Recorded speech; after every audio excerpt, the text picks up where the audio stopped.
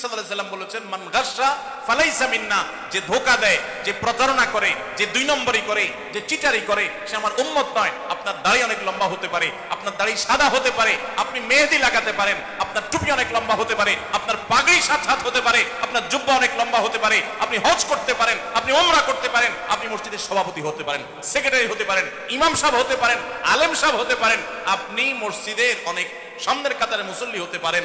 আপনি যেই হন না কেন, যত বড় টুপি লাগেন না কেন, আল্লাহর খাতায় আপনি চিটার, আল্লাহর খাতায় আপনি প্রতারক, আপনি ভণ্ড, আপনি 2 নম্বর মানুষ।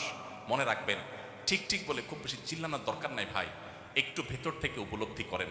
হয়তো আপনারা এখন চিন্তা করতেছেন আপনাদের এলাকায় কেউ এই কাজ করছে, এখন তারে বাঁশ দেওয়ার জন্য জোরে সোরে ঠিকঠাক বলতেছেন। এই কথাগুলো হয়তো কারোর উপরে যাচ্ছে, আপনি খুব মজা পাচ্ছেন, এই জন্য একেবারে জোরসে নারায় তাকবীর দিচ্ছেন, জোরসে ঠিক বলতেছেন, হুজুর বাঁশ দিচ্ছে, আমি ঠিক বলে আরেকটা বাঁশ দিয়ে দিলাম।